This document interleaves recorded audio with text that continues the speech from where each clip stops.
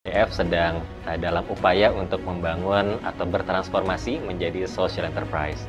Seperti yang kita ketahui, social enterprise atau social entrepreneurship adalah gerakan yang sedang berkembang di dunia, dan untuk mendorong sustainability atau keberlanjutan dari program-program sosial dari SDF, kami membangun satu rintisan usaha yang kami namakan PT Aruna Mentari Inovasi sebagai wadah bagi SDF dalam membangun social enterprise-nya ke depan. Ya, PT Aruna Mentari Inovasi atau biasa kita sebut Arunami merupakan salah satu PT yang dibentuk oleh SDF sebagai salah satu strateginya menjadi social enterprise. Nah, PT Arunami ini merupakan sebuah impact investment firm di mana salah satu yang kami lakukan adalah berinvestasi kepada bisnis-bisnis yang berdampak sosial tinggi di Indonesia. Selain itu, kami juga memberikan jasa layanan konsultasi bisnis untuk menjadi mitra bagi para investi kami, bagi portofolio kami untuk bisa mengoptimalkan potensinya dan juga bersinergi dengan ekosistem yang dimiliki oleh Arunami.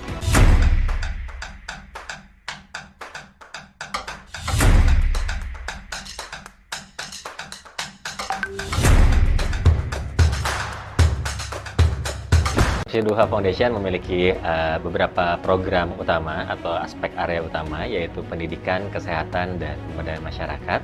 Dan saat ini SDF sedang dalam upaya untuk membangun atau bertransformasi menjadi social enterprise.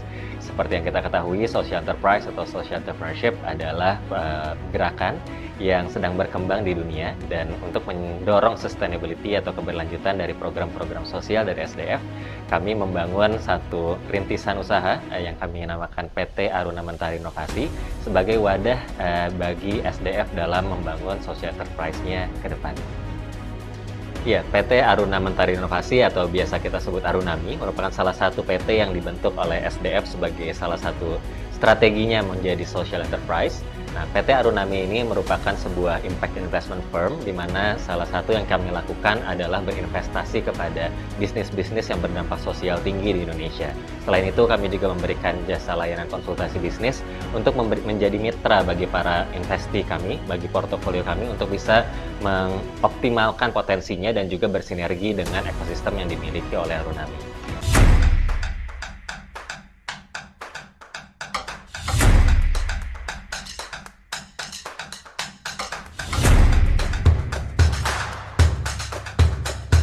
Shiduha Foundation memiliki beberapa. Membangun karir yang bermakna butuh lebih dari sekedar motivasi. Butuh gambaran nyata dari orang yang sudah lebih dulu jalan. SDF Impact Talks, The Happy Impact Journey. Dari aksi yang tulus menuju pengakuan internasional dan transformasi yang lebih besar. Skala kecil bukan hambatan, bisa jadi kekuatan. Membangun dari titik nol dengan tujuan yang jelas. Mengapa memberi justru memperkaya? Modal dan misi sosial dalam satu arah. Bisnis yang dipandu nilai bukan sekedar keuntungan. Ekosistem impact dan di mana kamu bisa terlibat. Kepemimpinan dari kejelasan tujuan. 8 obrolan, 8 sudut pandang, satu perjalanan. SDF Impact Talks, The Happy Impact Journey. Oke, selamat malam teman-teman semuanya. Bagaimana kabarnya malam ini? Semoga semuanya dalam keadaan sehat dan semangat ya. Kembali lagi dengan aku Dija. Pada sesi Rabu malam ini, aku akan menemani teman-teman sebagai MC selama berlangsungnya SDF Impact Talks 2026. Selamat datang dan terima kasih kepada seluruh peserta yang sudah meluangkan waktunya untuk hadir malam ini. Saat ini Impact Talks 2026 sudah memasuki sesi ketiga ya. Kemarin di sesi 1 kita sudah bertemu dengan Bunda Dian dan juga Pak Eko selaku founders dari Syamsi Dua Foundations sebagai penyambut acara webinar series Impact Talks 2026. Kemudian di sesi kedua, pada hari Jumat lalu kita juga sudah bertemu dengan CEO dari Komodo Water, yaitu Kak Syana Fatina. Dan pada malam hari ini pastinya nggak akan kalah seru, kita akan bertemu dengan another CEO lagi ya. Untuk tokohnya nanti kita akan spill di pembuka ya bersama moderator nantinya. Oke, jangan lupa bahwa nanti masih ada 3 minggu, pada 3 minggu ke depan masih akan ada sesi berikutnya di setiap hari Rabu dan Jumat. Kita akan belajar langsung dari para praktisi, social entrepreneur, dan juga change makers yang telah membangun real impact ya melalui perjalanan karir mereka. Harapannya melalui rangkaian-rangkaian ini kita juga bukan hanya mendapatkan ilmu dan juga inspirasi, tetapi juga mulai menemukan seperti apa karir yang bermakna menurut versi kita masing-masing. Oke, sebelum kita masuk ke sesi utama, aku ingin menyampaikan beberapa hal teknis dulu. Aku akan remind beberapa hal. Pertama, untuk menjaga sesi malam hari ini tetap nyaman dan juga kondusif, teman-teman dimohon untuk mematikan mikrofon selama kegiatan berlangsung sampai ada arahan untuk menyalakan mikrofon, ataupun melakukan interaksi tertentu seperti pada saat sesi Q&A. Kedua, kalau memungkinkan, teman-teman juga sangat dipersilakan ya untuk bisa menyalakan kamera, dengerin aku nih, dengerin moderator ataupun tokoh pembicara kita pada malam hari ini ya, supaya suasana malam ini terasa lebih hidup gitu ya teman-teman ya. Ketiga, teman-teman juga bisa menggunakan virtual background Impact Talks supaya tampilan Zoom kita juga lebih seragam nih, jadi terlihat kompak ya. Link virtual background-nya juga akan dibagikan oleh tim ya, mungkin di kolom chat. Oke, keempat, jangan lupa untuk rename nama Zoom teman-teman dengan format nama panggilan strip asal kota, misalnya Dija strip Jakarta atau Ayu strip Bandung dan lain sebagainya. Kelima, selama sesi berlangsung, teman-teman boleh banget ikut meramaikan kolom chat, bisa untuk menyapa, merespon pembicara, atau mungkin sharing singkat sama teman-teman lainnya ya. Jadi feel free untuk gunakan kolom chatnya. Nanti kita berharap sesi ini juga bisa sangat interaktif ya teman-teman ya. Oke, untuk pertanyaan-pertanyaan kepada pembicara nantinya, teman-teman boleh mulai disiapkan dari sekarang. Nanti pertanyaannya akan diarahkan menuju sesi Q&A ya, yang nanti akan dipandu oleh moderator. Dan terakhir, nanti kita juga akan ada presensi. Linknya akan dibagikan di tengah sesi menjelang Q&A. Jadi pastikan teman-teman juga tetap stay dan mengikuti sesi sampai akhir ya. Oke, sebelum masuk ke obrolan utama, aku mau kasih sedikit gambaran tentang sesi malam ini. Sesi malam ini nanti teman-teman akan kita akan berbincang-bincang dengan seorang CEO. Nah, CEO-nya ini ada dari Arunami sebenarnya. Aku jadi spill nih sebenarnya, tapi nanti untuk detailnya bakal dibahas lagi sama moderator kita. Oke. Sebelum kita masuk ke sesi utama, aku mau cek ombak dari teman-teman dulu. Aku mau lihat seberapa semangat teman-teman untuk ikut sesi pada malam hari ini. Mungkin aku akan coba ajak teman-teman ya, tuliskan di kolom chat nih apa sih yang teman-teman apa yang teman-teman harapkan dari sesi pada malam hari ini. Mungkin bisa spesifik dari pembicara yang akan hadir pada sesi nantinya. Boleh di drop dulu di kolom chat. Sambil aku tunggu, aku akan mungkin ngobrol juga dari salah satu peserta yang hadir. Mungkin di sini ada teman-teman yang kemarin belum ikut sesi 1, sesi 2, dan baru banget join di sesi malam hari ini. Mungkin boleh, kalau misalnya ada yang mau drop di kolom chat juga untuk sharing nih, kira-kira ada nggak ya yang baru join di sesi ini? Nah, ini ada salah satu chat juga ya dari Kak Abdal tentang bagaimana social entrepreneur jadi profesional. Kemudian ada juga dari Kak Sheila Syakira. Penasaran banget gimana nih investasi bisa berpihak ke misi sosial. Oke, apa lagi nih teman-teman yang bikin semangat pada malam hari ini? Mungkin ada juga teman-teman yang kemarin sesi 1 dan sesi 2-nya juga sudah ikut ya di Impact Talks 2026, kemudian masih semakin penasaran ya dengan topik ini, kemudian datang lagi ke sesi ketiga ini. Yuk teman-teman, baru 2 nih, apakah yang lainnya belum semangat? Boleh, kalau misalnya ada yang mau on mic juga boleh, kalau misalnya dirasa kayaknya sulit ya kalau mau diketik. Mungkin aku coba ini juga kali ya, tanya ke Kak Abdal nih. Kak Abdal, apakah lagi available untuk on mic?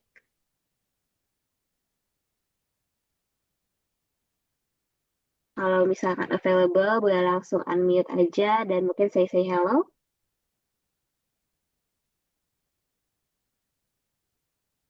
Oke, belum ada respon. Mungkin aku coba tanya Kak Sheila ya.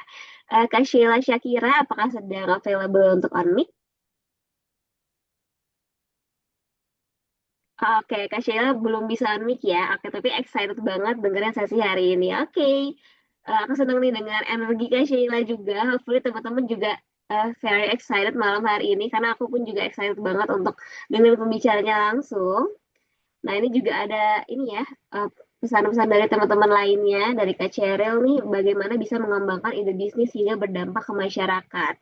Kemudian juga ada dari Kak Erlandi, the idea of a business along with a social mission.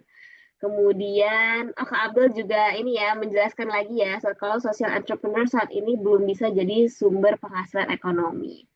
Oke, harapannya yang teman-teman ekspektasikan atau teman apa yang teman-teman pikirkan ini bisa terbahas juga ya, nanti mungkin di sesi pembicara teman-teman juga bisa dapat jawaban dari kebingungan teman-teman. Jadi boleh stay tune selama sesi acara malam hari ini ya, teman-teman. Oke, baik teman-teman, kalau tadi aku sudah menemani teman-teman di sesi pembukaan, sekarang saatnya kita masuk ke sesi utama ya malam hari ini yang akan dipandu oleh moderator. Moderator kita malam hari ini kembali lagi kita bersama Kang Zul ya, atau teman-teman bisa kenal juga dari Kang Muhammad Zulkarami. Kang Zul ini adalah seorang product manager di The Local Enablers yang banyak bergerak di bidang pengembangan komunitas, pengembangan produk dan juga jasa, serta fasilitas workshop dengan pendekatan design thinking. Kang Zul juga punya pengalaman sebagai profesional MC dan moderator, termasuk pernah jadi host ya untuk event bisnis yang skalanya udah ASEAN dan juga G20. Wah, udah keren banget ya Kang Zul ini. Makanya Kang Zul tuh udah cocok banget untuk memandu sesi bincang-bincang nantinya ya bersama tokoh kita nantinya. Oke, tanpa berlama-lama lagi, mari kita sambut moderator kita malam hari ini kepada Kang Zul. Waktu dan layar dipersilakan. Oke, baik. Terima kasih Dija untuk pada dan kesempatannya. Bismillahirrahmanirrahim. Assalamualaikum warahmatullahi wabarakatuh. Selamat malam Insight Seekers, dimanapun teman-teman berada. Tentunya semangat sekali kita bisa bertemu di pertemuan yang luar biasa kali ini. Saya Muhammad Zulkarmi sebagai moderator di sesi ketiga kali ini. Di sesi ketiga kali ini, seperti biasa, sepertinya kita akan ketemu dengan begitu banyak insight, begitu banyak sesuatu yang ini akan sangat resourceful sekali untuk membantu teman-teman semua yang sedang gundah gulana apakah karir di masa depan nanti, apakah tetap bisa selaras dengan impact, ataukah berjalan beriringan dengan value-value yang sedang teman-teman perjuangkan. Karena kami percaya di Impact Talks ini hadir karena masih makin banyak anak muda yang kemudian ingin hidupnya lebih bermakna, tapi belum benar-benar mengetahui bagaimana dunia impact dan social enterprise itu bekerja. Seringkali yang namanya kontribusi sosial itu hanya dianggap dimiliki oleh para aktivis atau kemudian volunteer, atau bahkan orang-orang yang sudah mapan. Padahal kami percaya setiap kita punya kesempatan dengan memulai langkah yang lebih kecil. Seperti contohnya, dengan Impact Talks hari ini, hadir dengan membuka jendela, bahwasannya kepedulian itu dapat tumbuh menjadi sebuah gerakan, dan bagaimana nilai dapat berjalan beriringan dengan karir, dan tentunya bagaimana kontribusi-kontribusi sosial itu bisa bergerak secara berkelanjutan. Sehingga harapannya teman-teman semua, setelah pulang dari Impact Talks hari ini, itu tidak hanya pulang dengan wawasan baru, tapi lebih jauh lagi, menemukan keberanian untuk menemukan purpose dalam hidup, melihat peluang dan mengambil langkah nyata untuk menjadi bagian dari solusi. Kami ucapkan selamat datang di Impact Talks by Syamsi Duha Foundation, yang kemudian pada hari ini dengan tajuk membangun karir yang bermakna. Tentunya pada kesempatan kali ini, teman-teman semua, Impact Talks hadir sebagai ruang bincang inspiratif yang mempertemukan kita dengan para praktisi, dengan change maker, dan change leader, yang tentunya ini akan memberikan kita berbagai sudut pandang tentang bagaimana sih membangun sebuah impact. Nah, teman-teman semua, setelah ini kita akan ketemu langsung dengan seorang yang luar biasa, yang memberikan kita sebuah nanti, teman-teman semua, untuk ketemu dengan bagaimana sih caranya membangun impact yang berkelanjutan dengan financial advice ya, dengan bagian bagaimana sih ketika kita sudah punya sebuah gerakan sosial itu bisa ketemu dengan sebuah ekosistem finance yang membantu kita untuk bisa mengakselerasi kebaikan atau gerakan kontribusi sosial yang kita inginkan. Karena teman-teman di dua sesi sebelumnya kita sudah mendengar bagaimana sebuah kepedulian itu membangun atau tumbuh menjadi sebuah gerakan yang berkelanjutan, dan sebagaimana kita tahu dan kita sama-sama ketemu dengan sebuah teori yang menarik sekali ya. Di sesi pertama kita ketemu dengan ikigai, di sesi kedua kita ketemu dengan yang namanya proses itu harus selalu kita jalani aja dulu tanpa kita terlalu takut dengan masa depan yang nanti akan kita hampiri dan akan kita pilih. Dan di pertemuan ketiga kali ini sebagai sesi penutup sebetulnya, penutup dari tiga sesi sebelumnya berupa sesi mindset yang nanti ini akan menjadi jembatan yang akan sangat mengikat dengan pertemuan atau sesi-sesi selanjutnya. Jadi stay tune terus ya teman-teman semua, karena menariknya perjalanan di sesi 3 kali ini tidak hanya sekedar tentang teori teman-teman ya, tapi kita akan ketemu dan berkenalan dengan sebuah entitas socialpreneur yang ini luar biasa sekali, yang kita kenal dengan Arunami yang merupakan bagian dari transformasi Syamsi 2 Foundation menjadi sebuah social enterprise. Karena itu kehadiran pembicara kita pada kesempatan kali ini menjadi jembatan yang sangat penting untuk menghubungkan cerita tentang dampak yang telah kita dengar di sesi-sesi sebelumnya dengan sesi-sesi selanjutnya. Sebelum kita langsung akan kenalan dan menyapa narasumber kita kali ini, izinkan saya membaca CV-nya terlebih dahulu. Beliau adalah Kang Aji Wicaksana, seorang praktisi di bidang impact investment, Islamic digital banking, dan financial innovation, dengan pengalaman sebagai founder, advisor, dan strategic operator. Beliau berfokus pada pengembangan investasi berdampak dan inovasi keuangan syariah yang mampu menciptakan nilai jangka panjang sekaligus menjawab kebutuhan nyata masyarakat. Yuk, tanpa lama-lama lagi, langsung aja kita sambut ya, Kang Aji Wicaksana. Halo, Kang Aji, apakah sudah bergabung dengan kami? Halo, Assalamualaikum. Selamat malam teman-teman semua. Selamat malam Mas Zul ya. Oke, waalaikumsalam warahmatullahi wabarakatuh. Selamat malam Kang Aji, apa kabar, sehat? Alhamdulillah sehat, Mas Zul. Oke, luar biasa. Sebenarnya nih, personally, saya udah baca sedikit banyak skill-skill, nyari tahu nih, kepoin Kang Aji. Tadi siang habis ngisi kegiatan juga kayaknya, di kegiatan apa yang ngomongin masalah AI gitu ya. Luar biasa. Iya betul. Oh, oke. Terima kasih sudah hadir dalam kesempatan kali untuk waktunya yang berharga. Saya tergelitik dengan sebuah artikel yang Kang Aji tulis di LinkedIn ya. Itu ngasih tahu ke kita, ini sebuah pertanyaan yang luar biasa menggelitik. Apakah investasi itu harus selalu cepat balik modal atau tidak? Nah, itu kan sebuah kalimat yang menurut saya itu, oh ternyata investasi itu bisa ya untuk punya orientasi kepada dampak dan tidak melulu mengejar profit. Ya. Terus pertanyaan kedua, apakah memungkinkan investasi itu kembali tanpa mengorbankan value atau impact? Nah, itu tentunya dua pertanyaan yang Kang Aji tulis di artikel, yang ini akan menjadi pembuka dan tentunya jangan dijawab dulu ya Kang Aji ya. Nanti akan sharing-sharing lebih jauh seputar tentang bagaimana sih ini financial ecosystem itu dapat membantu sebuah kontribusi sosial untuk bisa leverage, untuk bisa akseleratif dalam membangun gerakan-gerakan sosial ke depan dan berimpact. Nah, Kang Aji, sebelum kita masuk ke obrolan, ini tentunya Kang Aji ada sesi untuk mengenalkan kepada kita ya. Sebagai CEO Aranoma Investment, kita kenalan terlebih dahulu dengan Kang Aji lebih jauh lagi. Oke, kalau oleh karena itu, silahkan Kang Aji untuk waktu dan kesempatan, boleh ya sharing-sharing inspirasi dan juga pengenalan tentang Aranoma Investment. Kepada Kang Aji, waktu dan kesempatan tempat kami persilakan. Oke, siap. Bismillah. Makasih Mas Zul dan teman-teman. Selamat malam. Assalamualaikum warahmatullahi wabarakatuh. Senang banget malam ini bisa sharing. Semoga diskusi kita malam-malam teman-teman nih udah meluangkan waktu ya. Mungkin teman-teman yang lain banyak yang udah capek seharian beraktivitas gitu ya, bekerja dan lain-lain. Masih meluangkan untuk belajar bareng. Semoga ini jadi manfaat buat kita semua. Mungkin saya izin share screen ya Mas Zul ya, biar ada paparan. Sebentar. Oke. Kelihatan ya. Present. Oke, sudah terlihat Kang Haji. Siap. Oke, alhamdulillah. Jadi ini mungkin seri ketiga ya tadi kalau nggak salah dari rangkaian Impact Talks. Hopefully bisa melengkapi diskusi-diskusi sebelumnya dan menambahkan manfaat yang mungkin area yang akan kita diskusikan bisa jadi ada yang mirip dengan beberapa series lainnya, ada juga mungkin yang berbeda gitu ya. Hopefully bisa melengkapi nih insight-insight dan inspirasi yang teman-teman akan dapat dalam rangkaian kegiatan. So ini judulnya mungkin Bridging the Capital Gap for SMBs in Indonesia. Specifically nanti mungkin kita akan bahas lebih jauh tentang apa sih Arunami, apa yang kita lakukan, misinya apa, dan apa tantangannya dan apa opportunity-nya gitu ya.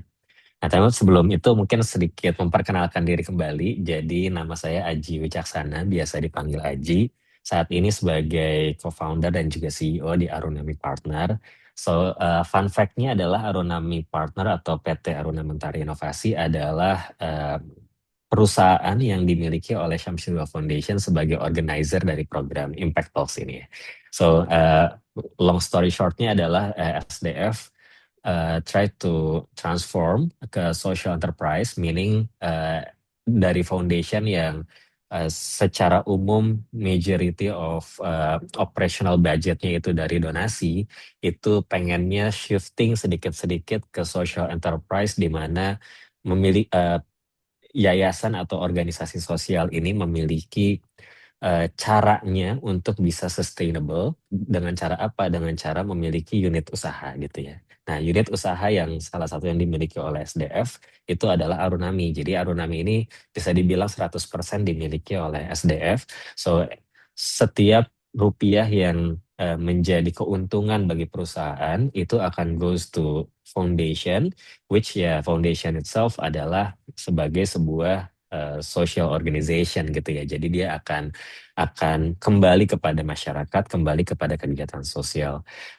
Dan itu mungkin jadi aspek yang nanti akan kita bahas tentang apa aja sih aspek-aspek impact yang kita bisa definisikan ya sebagai sebuah social enterprise.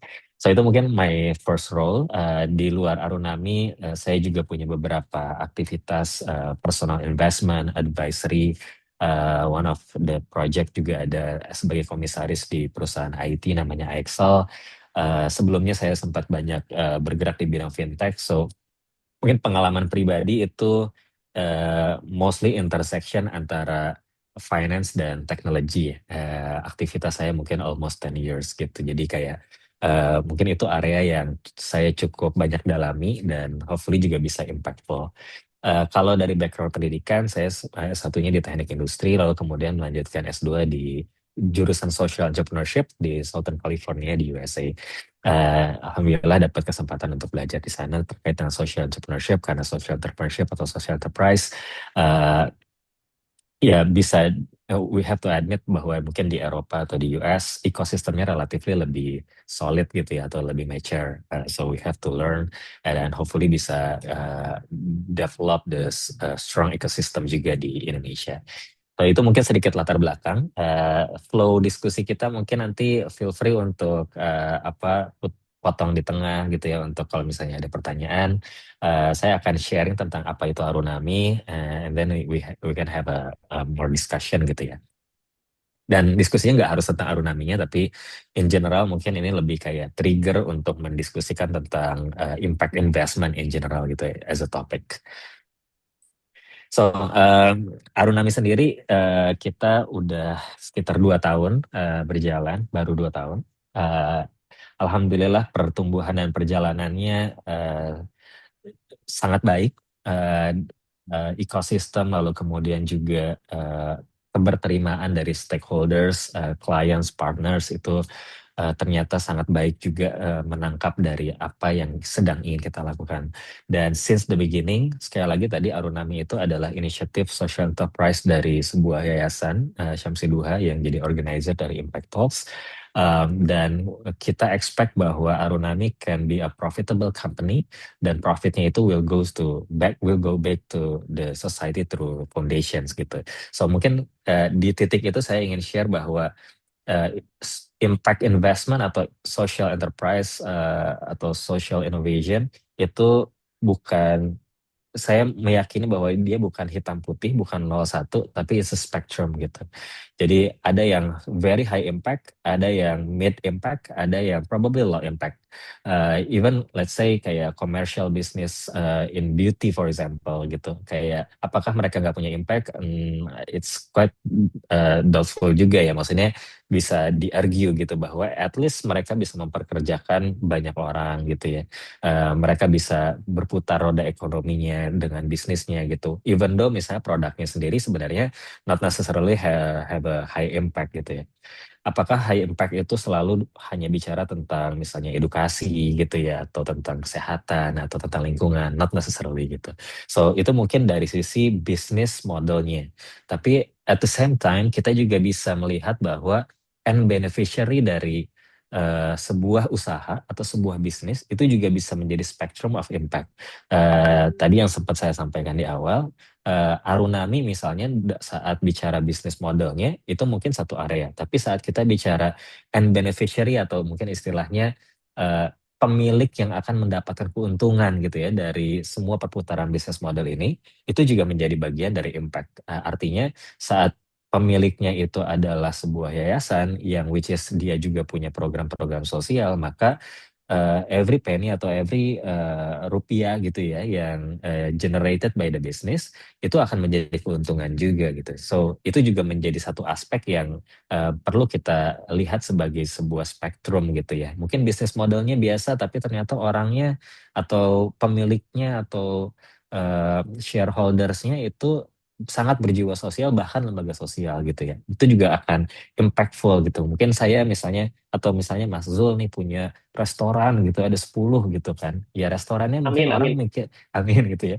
Untungnya setiap bulan bisa 10 miliar gitu kan.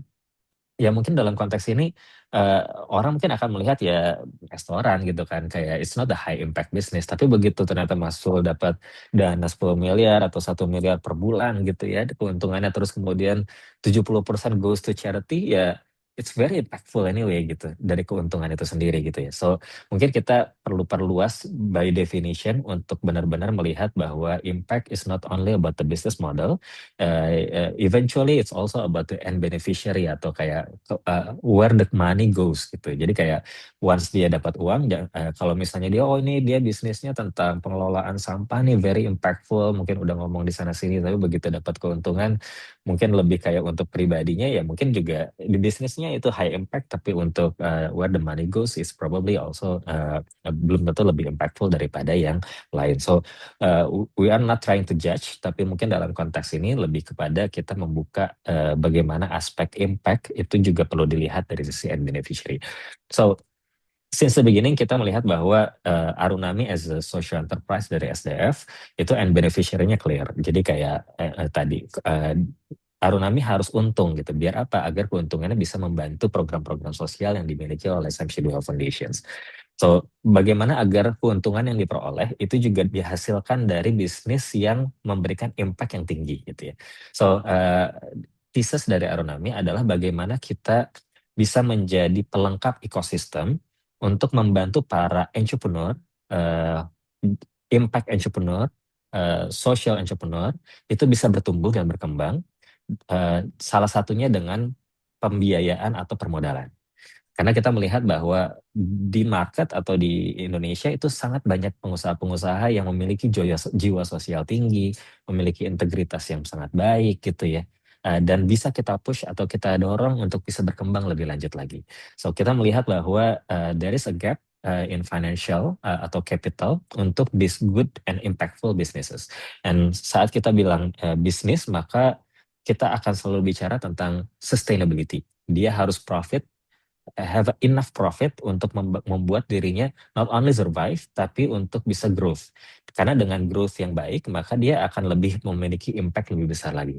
So kita nggak yang dalam tanda kutip, social enterprise berarti marginnya harus tipis gitu, profitnya harus nggak ada, atau bahkan jangan-jangan defisit, enggak. Jadi kita saat kita bicara social enterprise atau social entrepreneurship, profitability adalah cara untuk sustainability. Dan sustainability adalah way untuk deliver more impact and more sustainable impact. So itu mungkin framework kita gitu ya. Sehingga yang kita ingin bantu adalah bisnis-bisnis yang secara fundamental memang bagus. Hopefully juga memiliki impact yang sangat signifikan gitu untuk masyarakat.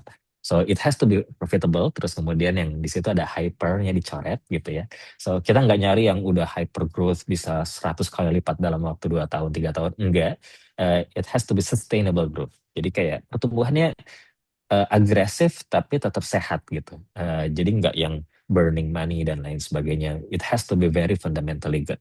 Terus kemudian and eventually deliver social impact. And it's spectrum gitu ya. Bisa very high impact karena mungkin end beneficiary atau customersnya adalah orang-orang yang memang butuh untuk ditolong misalnya. Atau bisa jadi it's a produk komersial biasa, tapi at least mereka bisa membuka lapangan pekerjaan lebih banyak. So mungkin ini adalah thesis awal dari Arunami saat kita membangun gitu ya bisnis ini. Alhamdulillah during 2 years kita investing in a lot of sectors. Kita invest di agriculture, kita invest di education, F&B, property, service, health, a lot of projects, a lot of entrepreneurs yang udah menjadi mitra dan ekosistem kita atau portofolio kita. So kalau bisa lihat di sini mungkin kayak education, agriculture, health, typically itu dianggap sebagai high impact business. Ya kan, kayak dia memberikan edukasi, bikin sekolah, terus mungkin bikin klinik dan lain sebagainya. Agriculture mungkin bikin produksi pangan dan seterusnya.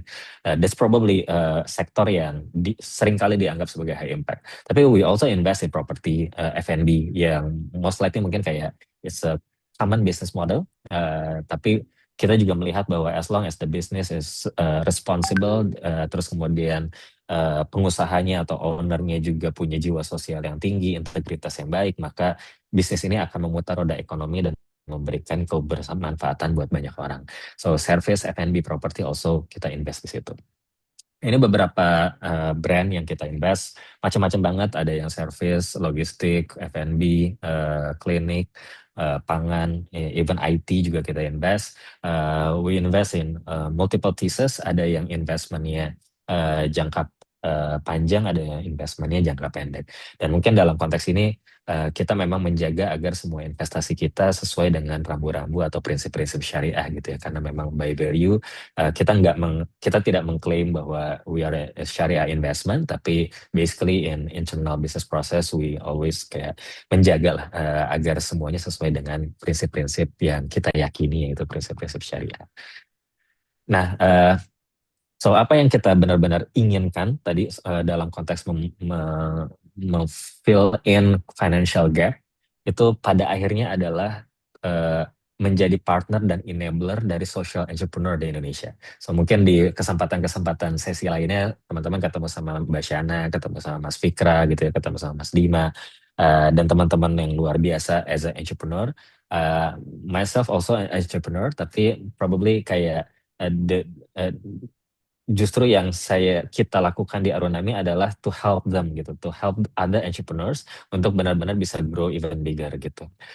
Jadi memang mungkin beberapa yang hadir di sini udah pada posisi yang besar, tapi kita melihat bahwa sangat banyak yang masih struggling gitu ya untuk bisa berkembang, padahal potensi dan capability-nya itu sangat memungkinkan gitu. Tapi mungkin dalam konteks capital ada financial gap yang itu kita harapkan bisa kita isi. So investment is one of our service, tapi kita tidak hanya dalam tanda kutip memberikan dana gitu ya untuk bertumbuh, tapi justru kita meyakini bahwa strategic support is very important to mitigate the risk atau lowering the risk, at the same time juga to build a long-term partnership with our partners gitu ya, as a business owner. Kalau business owner dapat dananya doang, ya mungkin nanti dia akan dapat opsi-opsi pendanaan lain, ya it's done gitu. Tapi when it comes to growth partner, so kita mendefinisikan Arunami not as an investor, tapi kita sebagai growth partner, kita juga memberikan advisory, mostly di area yang kita cukup comfortable, yaitu finance and strategy, business development, dan kita juga memberikan ecosystem build atau ecosystem builder. So kita punya beberapa partners, punya beberapa portfolio, kita juga punya beberapa network support yang hopefully once teman-teman atau brand owner itu being part of our ecosystem, we will be more than happy untuk kayak connect them with our ecosystem gitu ya. Mungkin kita punya partner di bagian marketing, kita punya partner di bagian sales, atau mungkin punya partner di bagian digital gitu, yang itu saling bisa membantu karena for some reason saat mereka masuk ke ekosistem kita biasanya udah punya value yang sama gitu, so kayak chemistry-nya dapat. Hopefully itu juga bisa menjadi added value beyond investment di capital, tapi juga sebenarnya menjadi long term business growth partner gitu. So itu yang kita lakukan di Arunami. Alhamdulillahnya juga di tahun kemarin dan tahun ini akhirnya ekosistemnya berkembang gitu. Jadi kita partner dengan cukup banyak pihak, salah satunya adalah kementerian, jadi dari government. Mereka memvalue apa yang kita lakukan untuk membantu para pengusaha-pengusaha yang sudah siap untuk bertumbuh, tapi mungkin memiliki beberapa gap. Akhirnya di tahun lalu dan dilanjutkan tahun ini sebagai tahun kedua, kita bekerja sama dengan Kementerian UMKM untuk melakukan program namanya Access. Access ini Accelerating Capital Resources for Medium Enterprises. So basically kita masuk ke segmen medium enterprise atau usaha menengah by undang-undang itu tuh omsetnya di range 15 sampai 50 miliar per tahun. Nah, so kita masuk ke segmen itu karena memang segmen ini biasanya punya dia udah siap bertumbuh tapi dia udah punya different game gitu dari sisi financialnya gitu atau dari sisi capital. Nah, biasanya kita justru masuk ke segmen ini untuk bisa mengembangkan lebih lanjut. Alhamdulillah tahun lalu kita mendampingi lebih dari 50 pengusaha yang secara total membutuhkan sekitar 120 sampai 150 miliar dan eventually di akhir periode sekitar 3-4 bulan ada sekitar 50-an miliar yang potential disburse karena waktu itu memang belum 100% disburse tapi udah mulai ada offering letter atau letter of intent ketertarikan dari beberapa lembaga keuangan dan juga investor untuk bisa connect and invest to beberapa usaha menengah ini. So ini adalah amplifier yang kami pikir sangat menarik dan ini dilanjutkan alhamdulillah di tahun ini 2026 dengan size yang lebih banyak. Artinya memang kita mengupayakan agar thesis tentang membangun pengusaha-pengusaha berintegritas dan memiliki dampak sosial itu semakin digaungkan oleh banyak pihak, apalagi oleh government gitu. So mungkin ini salah satu hal yang kita juga very grateful karena ini menjadi pilot untuk mungkin lebih banyak lagi aktivitas-aktivitas serupa gitu ya yang dilakukan oleh berbagai macam stakeholders. Nah ini mungkin sedikit, sorry, suaranya kedengaran nggak ya? Kalau Belum videonya? kedengeran. Oh nggak kedengaran ya? Bentar. Mungkin Saya stop share dulu. di menu sharingnya diklik yang share sound juga. Share sound, ya benar. Oke. Google Chrome. Kok ini sih? Maaf. Share sound. Oke. Ada sedikit video yang mana sih? Oke, ini masih proses. Oke, kita kelihatan dong. Oke, ini ada sedikit video yang mungkin menjelaskan tentang portofolio-portofolio kita di Arunami sebelum nanti kita masuk ke slide berikutnya. Welcome to Darul Hikam Integrated School Secondary Lodaya. Let's explore our facilities together.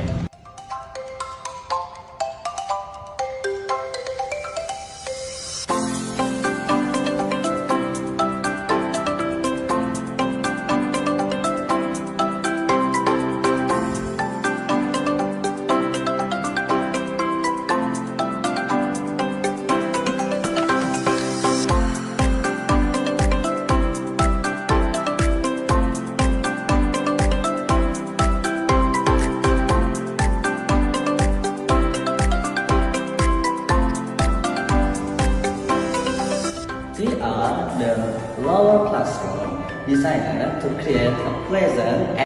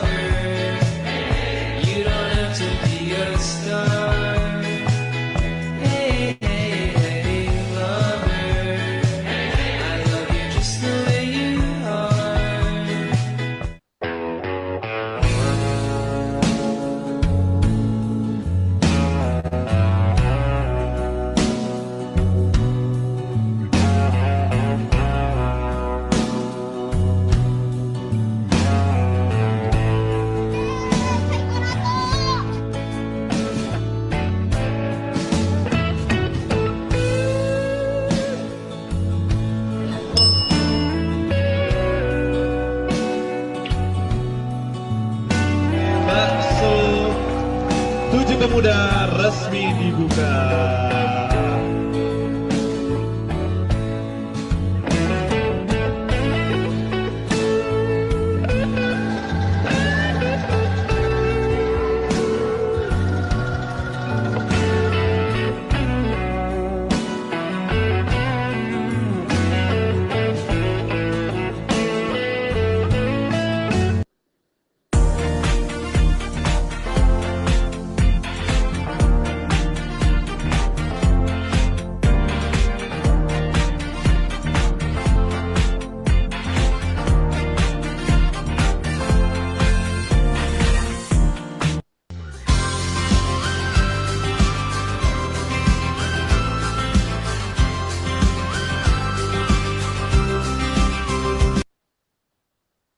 Oke.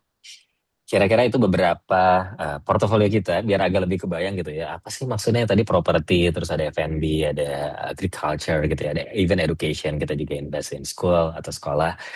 So itu se-diverse itu, se-agnostic itu. Tapi we believe that every investment yang tadi kita lakukan itu memiliki apa ya dampaknya masing-masing atas spektrum itu sendiri gitu ya. Ada yang very high impact in terms of the business model, ada yang probably mid impact, tapi at the end of the day dia juga akan memberikan impact kepada masyarakat.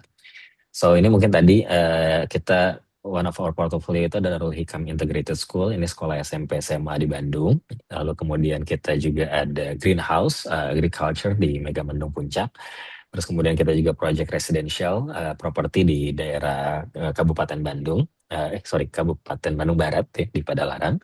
Terus kemudian ada F&B, ada Bakso Tujuh Pemuda, ada Pagi Sore gitu. Ini Pagi Sore ada yang warna hijau dan warna merah, kita invest di warna hijau ya, biar nggak ketukar-tukar.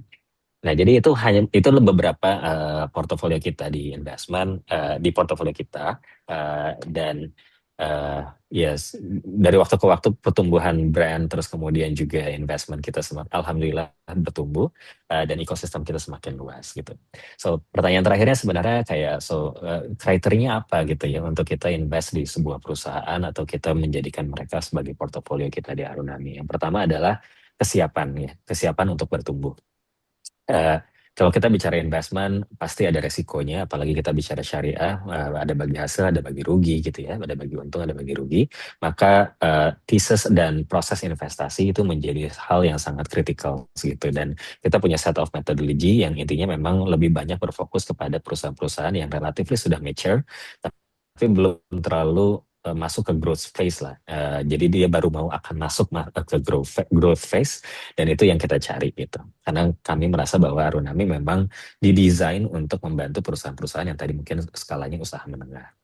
Lalu kemudian yang kedua, it's a business, it's a profitable business, so we expect some return yang very attractive karena ada resikonya, so it's high risk, high return. Even though mereka adalah kita expect business modelnya juga memberikan impact yang maksimal gitu ya, optimal buat masyarakat. Secara bisnis, they also have to be profitable. Balik lagi ke yang case di awal, profitability adalah untuk menunjang sustainability dan sustainability itu menunjang impact jangka panjang yang berkelanjutan. Jadi at the end of the day untuk bisa dapetin impact yang bagus maka you have to be very profitable. Jadi attractive return adalah second kriteria kita dan yang ketiga which is yang paling penting adalah strong management. Strong ini artinya bisa dipercaya dan juga punya kompetensi gitu. Jadi bukan hanya jujur tapi juga memang capable. Tidak bisa salah satunya gitu ya. Kalau capable tapi mungkin kurang jujur agak repot juga gitu ya. Tapi kalau misalnya jujur aja tapi nggak capable ya mungkin going nowhere juga. So basically those two things is very important for us. Nah terakhir mungkin slide kita, dua terakhir ya. Yang pertama yang di investment model, again kita punya beberapa thesis, tapi untuk saat ini kita itu yang paling kanan gitu ya. Ada investment yang invest di valuasi berapa nanti dapat kepemilikan saham dan seterusnya. Mungkin ada juga yang seperti itu. Ada yang invest untuk diakuisisi atau dijadikan sebagai portofolio di Arunami. Kita masih berfokus kepada invest to consolidate. So basically kita mencoba melakukan investasi bukan di equity-nya, bukan di brand-nya, tapi lebih kepada project-project yang mereka lakukan. Tapi untuk bisa dikonsolidasikan menjadi sebuah ekosistem jangka panjang. Nah ini beberapa tesis kita, technically kita sektor agnostik tapi kita memang masih avoid tech sektor kecuali yang memang sudah very fundamentally good. Yang kedua kita menjaga syariah principles dalam proses investment kita. Kita punya metode 3F, Founders, Fundamental, and Financials. 3 ini menjadi tema besar dalam melakukan due diligence atau mungkin analisis. Yang keempat kita basisnya dividen atau profit sharing, jadi kita nggak pakai pinjaman berbunga apa segala macam, tapi lebih kepada bagi hasil keuntungan atau bagi resiko kerugian. Yang kelima kita fokus di early growth phase dan at the end of the day kita ngerasa bahwa bisnis dan Arunami atau brand owner dan Arunami itu bukan masalah benar salah baik buruk tapi lebih kepada cocok nggak cocok gitu. So it's very important to have the chemistry, entrepreneur and investor fit. Kalau ada product market fit, there is also entrepreneur and investor fit gitu ya. Biar kita kan di sini nggak yang cuman kerja sama 6 bulan, 12 bulan, nggak. Kita kayak once kita benar-benar suka sama the business, kita expect kayak 5 years even more gitu. Kayak, dan kita nggak mau ketemu orang yang sama selama 5 tahun ke orang yang kita nggak suka ketemu gitu kan. So it's very important untuk kita punya chemistry yang enak gitu. Mungkin itu sebagai penjelasan tentang Arunami, bagaimana impact investment, how we define impact investment. Pasti akan ada banyak mazhabnya eventually tentang social enterprise, tentang impact investment, banyak definisinya, tapi kita melihat bahwa this is our way to define the impact investment, social enterprise di Arunami. Hopefully it can also bring a lot of benefit to society dan semoga bermanfaat buat teman-teman semua. Mungkin itu Mas Nul, jadi agak panjang, maaf ya, tapi semoga bisa diskusi habis ini. Iya, oke. Kang Haji, oke, luar biasa. Mungkin kasih tepuk tangan online dulu ya. Ini sebuah pengenalan dan introduction yang luar biasa. Memperkenalkan kita ini, teman-teman semua, para insight seekers, ternyata dunia impact investment itu sebegitu variatif dan spektrumnya luas. Dan ini menandakan sebuah pesan untuk kita, dimanapun kontribusi yang sedang teman-teman bangun, ternyata ada sebuah ekosistem finansial yang bisa mendorong kita untuk bertumbuh lebih cepat lagi. Tapi sebelum jauh nih ya, kita ngomongin masalah investasi dan lain sebagainya, kita kayak ngomong pelan-pelan dulu Pak Supir, karena ini ada beberapa chat dari para insight seekers nih. Pelan-pelan ya Kang, ya, ini bahasanya kayaknya agak sulit dicerna, tapi nggak apa-apa ya, kita namanya juga belajar, artinya kita jadi dapat banyak insight di sini. Kang Haji, ini saya mau tanya sebuah pertanyaan yang mungkin lebih personal ya, karena kita melihat profil di kegiatan malam hari ini rata-rata kan anak-anak muda yang mungkin masih fresh graduate dan sedang bingung mau membangun karir di dunia seperti apa. Punya misi besar, punya visi besar, tapi apakah bertanya-tanya, apakah idealisme saya ini bisa beriringan dengan karir gitu ya? Karena faktanya ada sebuah fenomena yang menarik. Yang namanya Gen Z itu kalau misalnya membangun gerakan itu suka berhenti di coming soon. Berhentinya di coming soon gitu ya. Tapi kan ini ketika ngeliat Kang Haji dengan Arunaminya yang luar biasa sudah berjalan jauh, gitu kan? Ada sebuah pertanyaan yang menggelitik kan. Ini kita berefleksi dengan fenomena tadi. Ini kira-kira awal perjalanannya itu gimana sih Kang? Ketika Kang Haji ini tiba-tiba memilih dan punya aha moment. Oh ini memang sesuatu yang memang harus saya perjuangkan. Dan ini sesuatu yang worth to try. Dari yang tadinya cuma gagasan, bisa sampai lahir kepada kontribusi kegiatan yang wujudnya nyata dan ada. Mungkin itu pertanyaan krusial yang banyak jadi penasaran buat rekan-rekan insight seeker di sini. Oke, pertanyaan bagus nih, Mas. Saya percaya setiap orang itu punya aha momennya masing-masing ya. Dan jalannya itu pasti beda-beda. Itu yang saya percaya gitu. Dan bukan tugas kita untuk menjudge bahwa jalan setiap orang itu benar dan salah gitu ya, atau lebih baik mana gitu. Karena background atau pertimbangan kita dalam mengambil sebuah jalan itu juga pasti berbeda-beda. Kita lahir di keluarga yang berbeda, kondisi yang berbeda. Jadi setiap orang punya jalannya sendiri untuk memberikan dampak terbaik untuk dirinya, keluarganya, masyarakat, dan mempersiapkan life after life gitu ya. Nah, buat saya pribadi, saya mungkin bisa dibilang one of aha moment-nya itu adalah di sekitar tahun 2012. Jadi waktu itu saya di tingkat 4 kuliah. Saya baca bukunya Muhammad Yunus, yang mungkin teman-teman kalau pernah dengar, beliau adalah founder atau inisiator dari Grameen Bank ya. Jadi Grameen Bank itu bank yang memberikan layanan pinjaman kredit kepada ibu-ibu di desa gitu ya, yang sangat mungkin tidak memiliki akses gitu kepada perbankan untuk even mungkin membangun usaha kecil-kecilannya gitu. Saya membaca bukunya dan sangat terinspirasi dengan itu. Waktu itu saya tingkat 4 dan itu saya bareng sama teman-teman di kampus dan beberapa kampus lain di Bandung itu bikin satu gerakan namanya Desa Inovasi. Nah, waktu itu kita punya keresahan bahwa waktu itu saya lagi bikin skripsi ya, terus kayak saya adalah salah satu yang bikin skripsi dan meyakini bahwa skripsi ini hanya akan menjadi penghias di perpustakaan gitu. Kayak yang baca cuma saya, penguji, dan udah gitu kan. Kayak nggak ada dampaknya lagi sih setelah itu. Nah, cuman mungkin skripsi saya sifatnya lebih kayak manajemen gitu ya. Jadi mungkin memang agak sulit untuk diimplementasi di banyak kasus. Tapi saya melihat di beberapa jurusan yang lain, especially di teknik, itu sebenarnya mereka ada beberapa inovasi yang sebenarnya applied gitu, applied teknologi.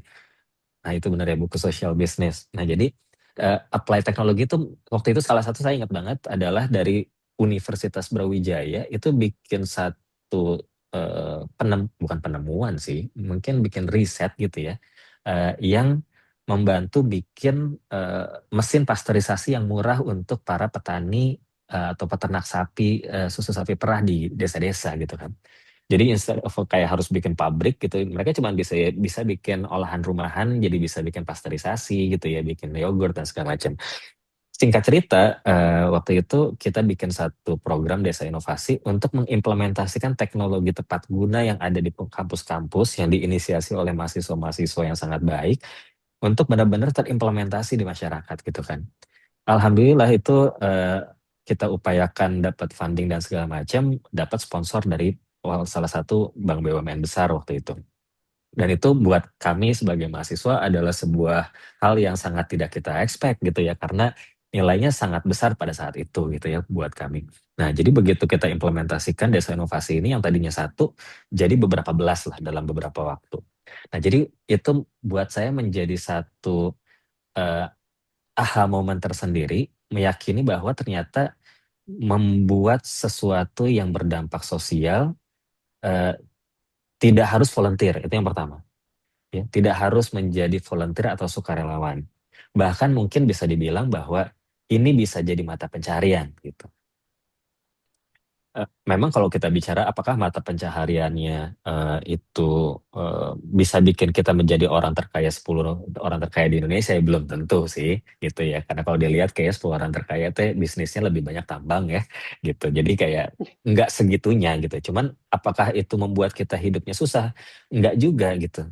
Jadi saya meyakini bahwa kita tidak perlu mencampur adukan antara melakukan aktivitas sosial dengan mata pencaharian, itu tidak harus selalu bertuburkan gitu. Dia bisa berjalan beriringan. Walaupun tidak semua model usaha atau model kegiatan sosial itu bisa seperti itu gitu. Kita juga harus admit bahwa atau menerima bahwa ada banyak kegiatan sosial yang memang tidak bisa dikomersialkan gitu. Dan ada berbagai kegiatan komersial yang mungkin dampak sosialnya agak terbatas. Nah, cuman di titik yang untuk kasus saya 2012 sampai 2014 itu menjadi aha momen karena ternyata sebagai seorang lulusan perguruan tinggi yang alhamdulillah waktu itu mungkin punya beberapa opsi gitu ya, bekerja di sana, bekerja di sini, dan ini menjadi opsi yang ternyata tidak kalah menarik. Nah, waktu itu akhirnya saya ingin mendalami lebih jauh tentang social entrepreneurship. Makanya saya lanjut kuliah di 2015, 3 tahun setelah lulus S1, alhamdulillah dapat beasiswa dari LPDP untuk melanjutkan. Dan itu memberikan saya tambahan, apa ya, mungkin kayak hutang moral gitu ya kepada bangsa ini bahwa saya pernah dapat sesuatu dan kalau dirupiahin itu kayaknya nggak kecil gitu ya. Dan rasanya saya harus balik lagi ke Indonesia dan melakukan apa yang bisa saya lakukan gitu, walaupun mungkin dampaknya tidak terlalu signifikan gitu. Jadi itu mungkin buat saya sehingga begitu selesai ya langsung balik, terus kemudian melakukan berbagai macam inisiatif, salah satunya sampai hari ini adalah Arunami. Ya, mungkin itu sih pengalaman dan setiap orang punya punya aha momennya sendiri, punya cara Allah untuk mungkin mengarahkan kita kepada yang mana. Dan mungkin ini semoga menjadi satu ini sih, referensi gitu ya. Wah, Kak Haji, berarti memang ini si social enterprise ini merupakan pilihan dari proses perjalanan Kak Haji setelah lulus ya. Nah, Iya, ternyata kebetulan menemukan seperti banyak itu.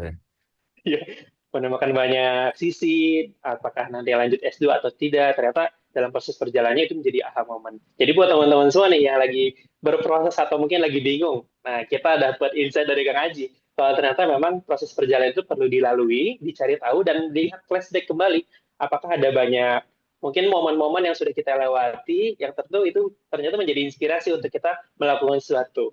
Nah, nyambung lagi nih Kang Haji, kan tadi Kang Haji bilang memulai inisiatif-inisiatif setelah Kang Haji lulus dari LPDP dan lain sebagainya. Itu pertanyaan mendasar. Karena di sini kan anak-anak muda itu karena jiwa muda itu kan menggelora dan energinya tuh meluap-luap biasanya Kang ya. Dan punya ide besar. Tapi kadang-kadang ide besarnya itu hanya berada di angan-angan saja.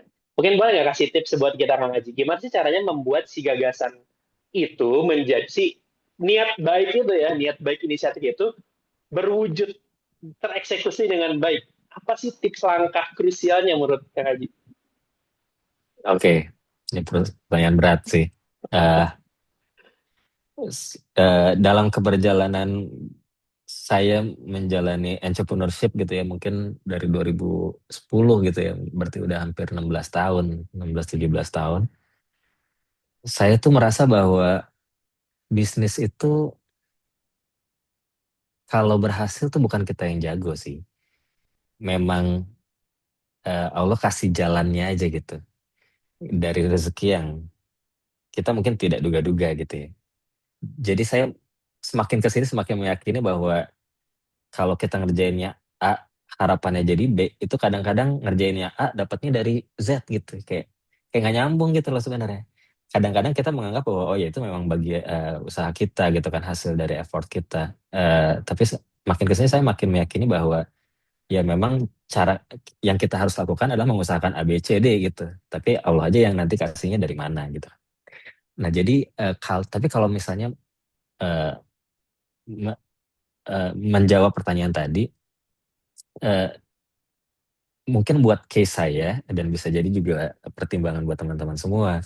eh, saya merasa saya sangat terbantu karena dalam keberjalanannya itu selalu dipertemukan dengan partner-partner yang bisa bantu saya bareng-bareng menginisiasi atau menjalankan mimpi tersebut.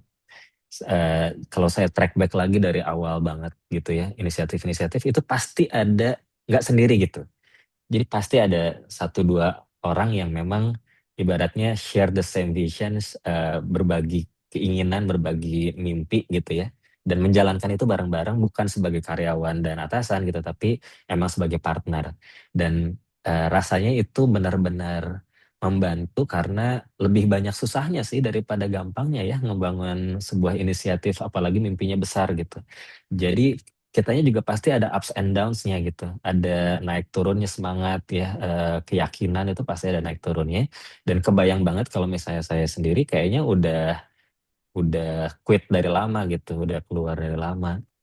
Cuman karena ada partner, itu jadi sesuatu yang ya kita bisa berbagilah beban-bebannya. So kalau kita punya mimpi yang besar, pastikan kita punya support system yang kuat juga sih. Karena kita rasanya sangat terbatas dan tidak mampu apa-apa gitu untuk mencapai apapun mimpi besar itu sendirian gitu. Jadi meyakini bahwa support system itu adalah kritikal, akan membuat kita relatively lebih humble dan lebih memahami bahwa ya kita harus bareng-bareng sejak awal, dan ya kalaupun nanti ada keberhasilan-keberhasilan kecil dalam keberjalanannya, lebih banyak faktor X-nya daripada faktor kitanya gitu. Ya lebih ke situ sih kalau pengalaman pribadi. Oke, I see. Kang Haji. Ini artinya ngasih strong recommendation juga ya buat teman-teman semua di sini yang lagi punya banyak ide, tapi belum kunjung dieksekusi. Jangan sampai berhenti di coming zone aja ya, intensi karena di sini. Tapi ini satu pesan menarik untuk kita semua. Ternyata untuk mewujudkan sesuatu, gagasan dan keresahan yang kita miliki, support system ini menjadi penting. Jadi nggak salah banget nih ya, nggak salah sama sekali buat teman-teman semua yang udah ngeluangin waktu. Kalau kata Kang Haji, banyak yang lagi capek karena udah beraktivitas harian, tapi teman-teman meluangkan waktu untuk ketemu di Impact Talks di sesi ketiga kali ini, bisa jadi ini jawaban untuk keresahan teman-teman semua untuk bertemu support system berupa ekosistem yang sama-sama saling mau bertumbuh. Jadi selamat buat teman-teman semua yang udah keep in touch di kegiatan Impact Talks kali ini. Ingetin sama Kang Haji kalau ternyata support system begitu penting untuk mewujudkan keresahan teman-teman semua dari gagasan menjadi sebuah kontribusi. Makasih Kang Haji ya, ini wah personally saya juga Satu lagi jadi Mas Zul. Satu boleh lagi ya. Kang, boleh Kang, silakan. Kadang-kadang gini, kalau kita bikin, kalau teman-teman di sini punya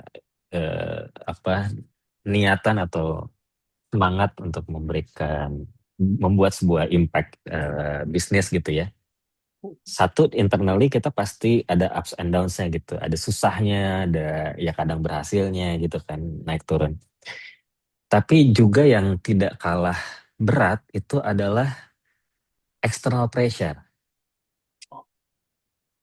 External pressure tuh maksudnya gini, teman-teman yang mungkin baru lulus gitu ya, misalnya setahun 2 tahun.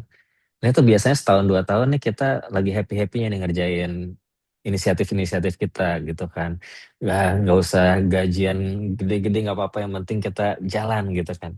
Nah biasanya nanti tahun kedua, tahun ketiga ada teman-teman udah mulai nikah gitu ya. Ada teman-teman udah mulai gajinya gede nih, kayaknya udah pindah nih, udah promosi ke tempat lain gitu kan. Ada yang S2 lagi, terus kita mikir kayak, kita kemana aja nih, udah keren nggak kemana-mana gitu kan. Walaupun kita tahu mungkin secara naik turun eh, apa tuh namanya, garis tengahnya itu naik gitu ya, kita meyakini bahwa dibanding tahun lalu kita grow gitu. Tapi once kita compare sama eksternal itu tuh, even though kita ngerasa bahwa kita lagi bagus di dalam, belum tentu jadi menyenangkan gitu ya. Nah itu mungkin perlu kita antisipasi sejak awal. Dan itu juga buat saya juga terjadi gitu ya. Oh kayaknya bisnis yang itu enak juga ya, nggak usah mikirin aneh-aneh, yang penting cuan gitu kan. Kadang-kadang ada aja sih kepikiran kayak gitu ya. Bukan kadang-kadang, pasti akan terjadi gitu. Terus kemudian saat kita punya opsi-opsi lain, kita akan selalu membandingkan. Eh, dan itu sangat naluriah dan sangat manusiawi. Jadi menurut saya bukan hal yang harus tidak boleh kita lakukan. Itu pasti akan terjadi baik secara sadar maupun secara tidak sadar. Dan saat itu terjadi maka pastikan kita satu meyakini bahwa setiap orang ada waktunya, setiap waktu ada orangnya. Jadi nggak semua orang itu punya lintasan yang sama dan harus berlomba gitu. Kayak masing-masing punya jalannya gitu. Dan mungkin jalan yang lain bisa lebih cepat dibandingkan jalan yang kita. Tapi bisa jadi kalau kita jalanin, nanti di satu titik kita bisa jadi lebih cepat gitu. Ada prosesnya, ada journey-nya. Namanya aktivitas profesional, ada journey-nya. Bisnis ada journey-nya gitu. Jadi jangan, kita tahu kita pasti akan membandingkan, tapi jangan jadikan itu sebagai referensi utama untuk mengambil keputusan gitu. Saya pikir itu penting sih, karena apalagi teman-teman kalau misalnya nanti lulus gitu kan, pasti opsinya banyak ya, kerja di A, kerja di B, kerja di C, bisnis sendiri, atau mungkin kuliah lagi gitu. Jadi membandingkan mungkin harus menjadi, outputnya itu harus menjadi sesuatu yang boosting or mendorong motivasi kita, ketimbang sebaliknya. Itu sih, Mas Ul. Semoga sedikit menambahkan. Speechless sih, sejujurnya jujurnya speechless sih. Jadi teman-teman, ini underline banget, setiap orang ada masanya dan setiap masa ada orangnya. Jadi buat teman-teman semua yang lagi gundah gulana sedang di banding-banding ke, kalau kata sebuah lagu itu ya, lagi ada social pressure, tenang aja karena teman-teman sedang berada di dalam jalur yang benar, tetap stay tenang ya, stay quiet teman-teman, tapi nggak boleh patah arang dan juga berhenti di tengah perjalanan teman-teman. Meskipun lagi bingung dengan teman-teman ambil pilihan masuk ke dalam ruang ini, itu artinya teman-teman selangkah lebih maju untuk mendapatkan inspirasi-inspirasi perubahan. Ya, jadi ini inspiring banget ya. Malah Kang Aji nih, kita coba cek sambil ngobrol-ngobrol juga sama audiens, karena ternyata udah pada nggak sabar pengen nanya-nanya langsung di tengah proses obrolan kita nih. Ini ada pertanyaan dari Kang Hardo. Kang Hardo ini nanya nih, izin bertanya, kita tahu dunia yang sekarang cenderung kapitalis, materialistik. Apakah ada kiat-kiat supaya kita bisa tetap konsisten dalam mengedepankan dampak sosial dibandingkan dengan dampak material saja? Berat banget. Gimana Kang Haji, menurut Kang Haji? Iya itu sih, mirip kayak yang sebelumnya tadi saya sampaikan. Pertama, internally kita harus selalu gini, niat kita itu di awal kita set, tapi niat itu berubah. Berubah itu bukan berarti dari 180 derajat ya, enggak. Jadi konsepnya itu lebih kayak niat itu terdistorsi gitu dalam keberjalanannya. Makanya ada istilah memperbaharui niat, bukan ngeset niat gitu kan. Karena ngeset di awal, memperbaharui itu sambil jalan gitu. Jadi internally atau di dalam diri kita sendiri, untuk menjawab hal tersebut, kita harus terus mengingat kembali kenapa kita melakukan ini gitu sejak awal, dan merefresh kembali atau memperbaharui kembali agar itu tetap selalu jadi semangat kita untuk menjalankan ini gitu. Dan apakah ada kemungkinan kita merasa bahwa ini nggak worth it gitu? Menurut saya kita juga harus jujur dengan diri kita sendiri gitu. Jangan sampai ini kita sangat jatuh cinta dengan ide kita sendiri gitu sampai ngerasa bahwa sampai mati kita akan lakukan. Nggak gitu juga sih sebenarnya. Kita juga harus realistis untuk melihat bahwa ada banyak jalan untuk memberikan dampak gitu. Mungkin kalau strategi satu gagal, kita udah coba segala macam, kita juga punya ibaratnya hard stopnya gitu ya. Ya kita harus admit bahwa mungkin ada cara lain untuk kita mencapai tujuan yang sama gitu. Itu satu, secara umum kayak selalu coba perbaharui niat karena niat itu menjadi motivasi utama kita gitu kan dalam menjalankan ke aktivitas kita sehari-hari. Yang kedua tadi bentengi, menurut kalau konteks saya sih lebih kayak manage external pressure gitu. Dengan cara tadi sebenarnya bukan melakukan excuse lah ya. Mungkin ada bisa dibilang kayak ini kan kita bikin excuse aja ya kayak dia mah kebetulan aja tuh dapat kerjaannya bagus gitu kan. Dia mah kebetulannya tuh hoki bisnisnya cepat gitu kan dapat investor. Sebenarnya hoki itu lebih excuse gitu ya. Tapi ada sebenarnya ya memang emang gitu sih hidup ya. Jadi kayak agak filosofis banget. Tapi intinya kayak eh, s- saya melihat bahwa ada orang yang sangat kompeten, ada orang yang enggak lebih kompeten dari ini, tapi bisnisnya lebih bagus daripada yang ini gitu. Itu dalam hidup tuh pasti akan terjadi hal-hal seperti itu sih. Dan intinya ya dalam konteks ini membatasi atau mungkin manage cara kita membandingkan diri kita dengan orang lain yang tadi mungkin kita bicara, yang lain kapitalis gitu dan lain sebagainya. Saya prefer untuk eh, jangan terlarut dengan cara kita untuk membandingkan gitu. Biarlah mereka dengan aktivitasnya mereka, karena bisa jadi yang kita lihat di permukaan, hmm, bisa jadi dia melakukan hal yang sangat baik gitu di area yang kita nggak bisa lihat gitu kan. Jadi saya pikir itu akan membantu kita untuk stay fokus ke diri kita sendiri dan lebih less distracted dengan hal-hal yang tidak bisa kita kontrol. Gitu sih. Jadi itu berkaitan sama kapitalis dan ini ya balik lagi ke niat kita di awal gitu kan. Kalau kita memang melihat bahwa kapitalis bukan value kita, value kita adalah something yang lebih bermanfaat buat orang lain, ya stay true on that value, tetap pegang teguh value yang kita yakini, dan hindari membandingkan dengan dia kapitalis makanya cuannya gede gitu. Ya udah mungkin ambil hal-hal yang memang bisa kita ambil dan kita kontrol gitu. Saya pikir itu sih ya. Karena bisa jadi orang yang kapitalis terus kemudian dapat aha momennya, dia udah jadi miliarder terus kemudian dia hibahkan semuanya gitu kan. Bagus juga ya. Ya sebenarnya kita nggak Bagus pernah juga tahu ya. ya. Tiba-tiba dia Ya wakafkan gitu. spreading impact di kelasnya Warren Buffett kayaknya gede banget gitu kan. Itu dia kan tiba-tiba dia bikin foundation gitu kan. Kita bilang mungkin beberapa tahun yang lalu ini mah kayak investor kapitalis biasa. At some point dia mendonasikan sekian ratus miliar dolar ya udah kita mungkin nggak bisa sebesar itu juga ini gitu kan. Jadi kita nggak akan pernah tahu kapan momennya gitu kan. Dan rasanya nggak penting-penting amat juga untuk kita mungkin mengcompare diri kita dengan apapun yang ada di luar kita. Wah, fokus sama diri sendiri, kelola ekspektasi dan social pressure, maka kita akan menemukan jalannya sambil kita terus memperbaiki niat kita ya Kang ya. Untuk jawaban tadi Ya, di tengah dunia kapitalistik ini bagaimana tetap bisa menjaga dan memperbarui niat setiap harinya. Oke Kang, ini mungkin agak personal pertanyaannya Kang. Ini masih menjadi bagian dari obrolan agak personal sedikit ya Kang. Kang Haji dengan luar biasa tadi Kang Haji menyampaikan kepada kita semua impact investment merupakan salah satu bagian yang memang menjadi aha moment dan wujud dari komitmen yang Kang Adi usahakan sampai hari ini dengan hadirnya Aronome Investment. Kalau boleh kita tarik nih Kang, karena di sini lagi banyak insight seekers yang mungkin sedang memilih dunia karir yang mau diambil dan baru lulus tadi ya. Kalau misalnya Kang Haji, saya mau nanya ini sebagai pertanyaan terakhir sebelum kita masuk ke Q&A. Kang Haji dengan segala pengetahuan hari ini, kembali ke 10 tahun terakhir gitu kan, 10 tahun yang lalu, ketemu sama diri Kang Haji yang mungkin baru lulus masih belum tahu apa-apa, kira-kira apa yang mau Kang Haji sampaikan ke versi Kang Haji di 10 tahun, 15 tahun yang lalu dengan semua pengetahuan hari ini? waduh, main berat nih ya. Cuma saya tahu sih apa yang saya sampaikan, tapi kayak saya tahu deh dia bakal jawab apa gitu ya. Dia tuh maksudnya saya yang zaman dulu ya. Soalnya itu terjadi sampai hari ini. Saya sejujurnya melihat bahwa salah satu kelemahan terbesar saya itu nggak bisa fokus dan konsisten dalam jangka yang cukup lama. Itu kelemahan saya yang menurut saya sangat sangat besar gitu ya. Dan kenapa akhirnya Arunami menjadi alternatif yang saya pilih gitu. Itu tuh karena saya nggak bisa fokus di satu hal untuk jangka panjang, untuk jangka yang cukup lama gitu. Orangnya tuh lumayan bosenan gitu. Nah, kalau misalnya saya bisa balik lagi, saya akan kasih tahu sih, kayak lo mendingan harus fokus gitu. Kayak kalau ngerjain satu tuh kerjain dulu sampai beres gitu kan.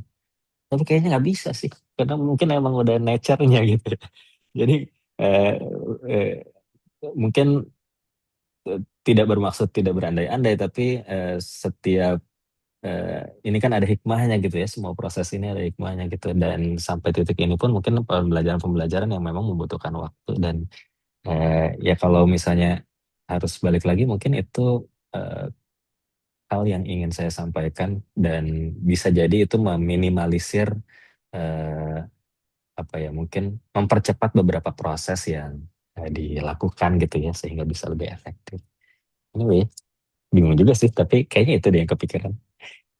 Agak impulsif ya apa, Fokus, tapi anyway. fokus, beresin satu-satu, jangan kemana-mana dulu. Gitu ya Kang ya, kurang Iya, lebih iya, pesannya iya, ya. iya.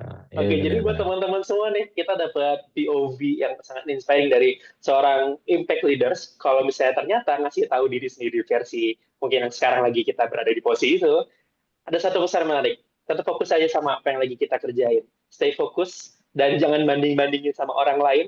Kelola ekspektasi dan social pressure, maka kita akan menemukan jalan untuk bisa menghasilkan impact dan berkontribusi untuk perubahan-perubahan di luar sana. Oke Kang Adi, thank you banget nih. Kita akan masuk ke sesi langsung tanya jawab ya sama sama ini audiens, karena ini ada yang mau angkat tangan nih.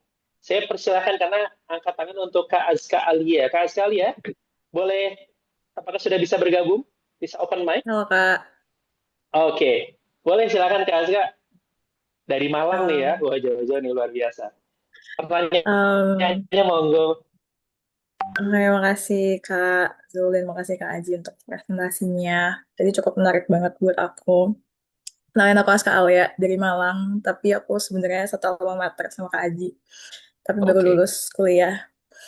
Um, aku punya dua pertanyaan. Kalau waktunya cukup, kalau nggak cukup bisa pilih salah satu aja. Yang pertama, tadi kakak mention kalau di Arunami kalian prevent untuk invest di IT sector kecuali fundamentally good. Kenapa? Gitu. Karena since you're from fintech background, even kakak pernah kayak bikin company juga tentang financial planner kalau nggak salah. Aku sempat dengar waktu aku maba. Um, apakah karena too high risk, too much competitor, too dynamic, atau mungkin karena AI disruption, atau karena apa? Karena aku rasa kayak dunia tech tuh quantitatively speaking impact-nya luas. Itu satu. Kedua, ini fundamental banget. Kenapa kakak jadi entrepreneur?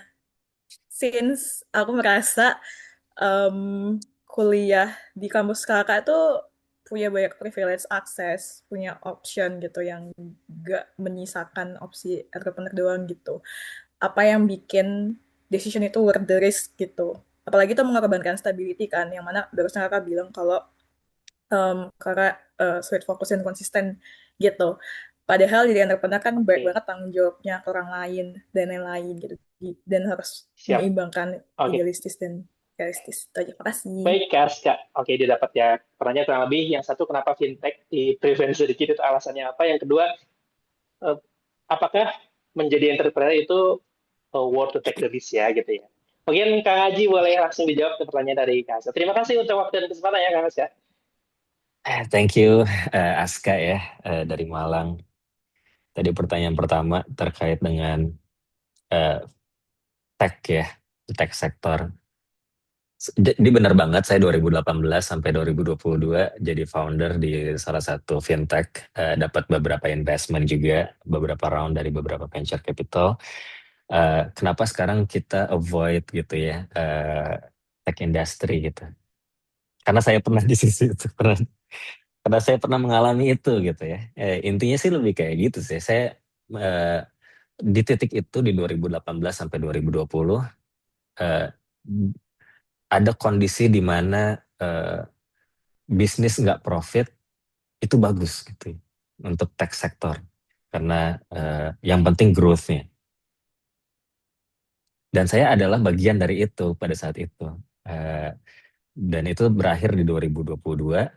Dan saya melihat bahwa ke belakang waktu itu saya melihat bahwa saya ngerjain apa ya dulu, kayak what kind of business yang saya bangun atas sesuatu yang tidak fundamentally profitable gitu, kayak mau sampai kapan gitu kan.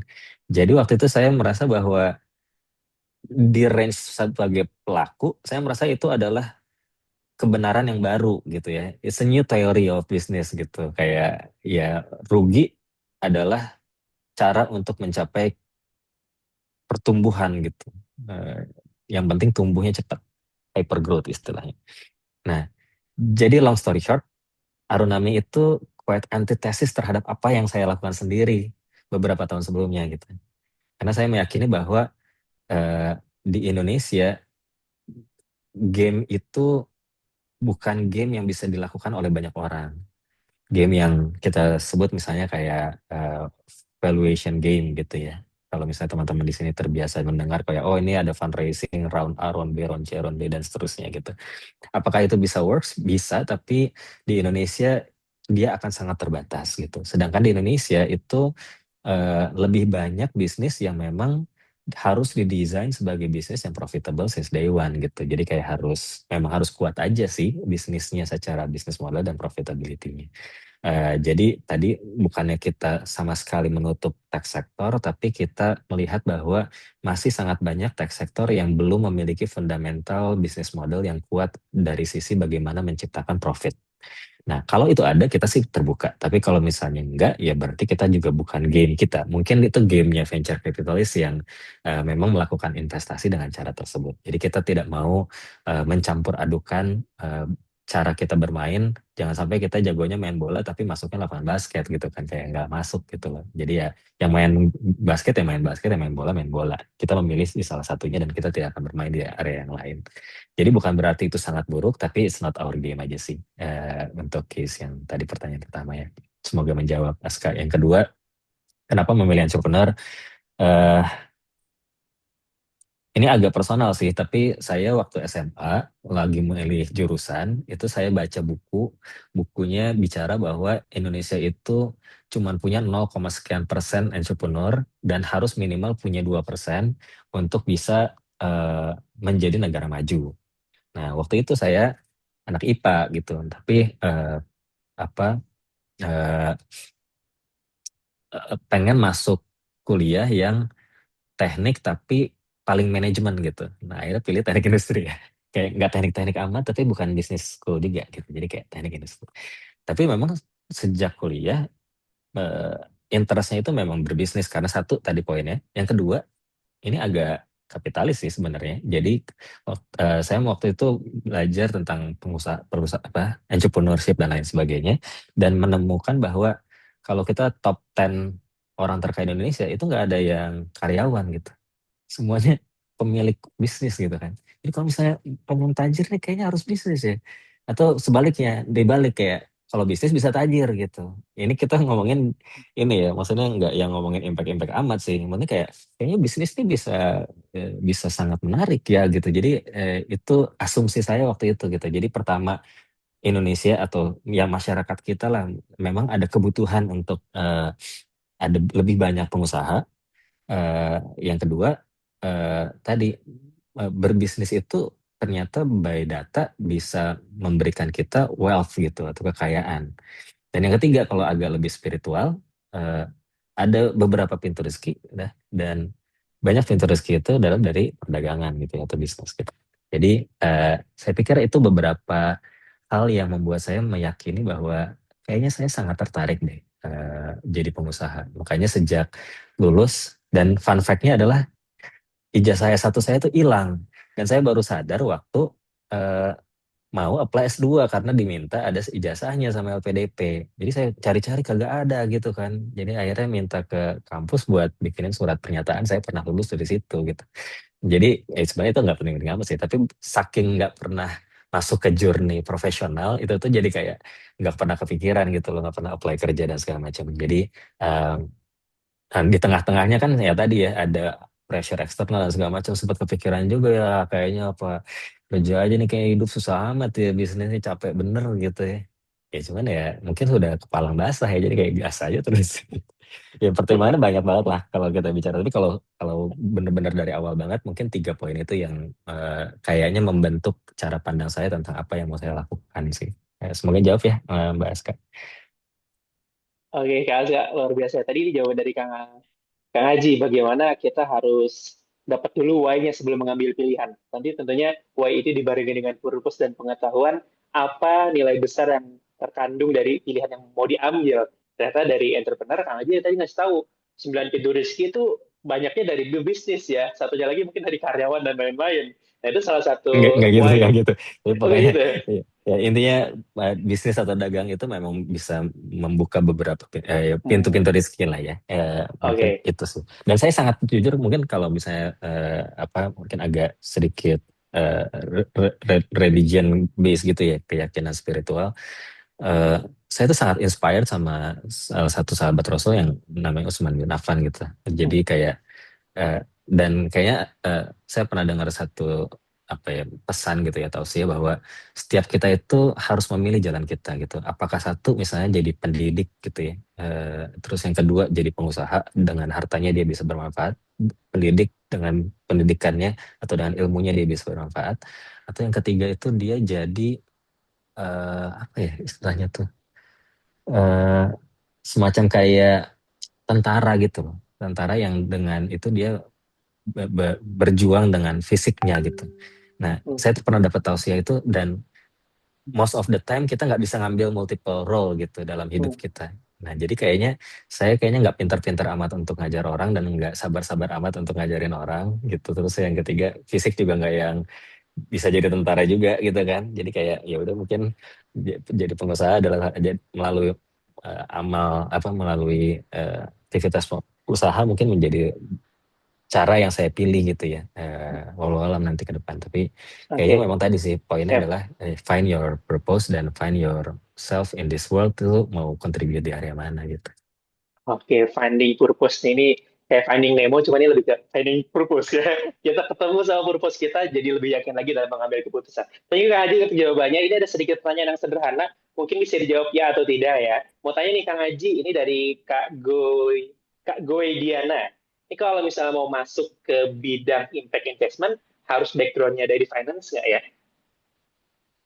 Oke, kalau di bisnis kan ada core bisnis, ada supporting bisnis ya. Di setiap bisnis pasti ada HR, ada apa. Ya kalau konteksnya masuk ke industri dengan area yang supporting, mungkin agak agnostik bisa macam-macam. Tapi kalau di case yang saya, yang karena core bisnisnya itu adalah investment, background finance akan menjadi plus sih, menjadi nilai tambah ya. Compare tuh yang mungkin nggak pernah punya background spesifik di area finance. Tapi bukan berarti menutup 100% ya, tapi kayak tergantung role apa yang mau diambil. Oke, jadi cukup besar juga ya si role yang ada di dalam impact investment itu nggak spesifik melulu tentang hanya finance aja terbatas gitu, tapi ada Iya, role-role yang contoh. bisa kita penuhi dengan berbagai background. Iya, contoh misalnya kayak di Aeronami kita punya beberapa core activity ya, core process bisnis. Yang pertama investment analyst, ini basically financial background akan sangat bermanfaat. Terus kemudian ada portfolio management, di sini setengah tentang finance, setengah tentang bisnis dan communication skill karena dia maintain sama porto-porto kita, sama owner-owner bisnisnya. Yang ketiga itu investor relation. Investor relation ini mungkin 100% tentang communication skill, tentang relation dan segala macam, dan dia nggak harus punya background in finance anyway, walaupun harus ngerti ya gimana cara menjelaskannya.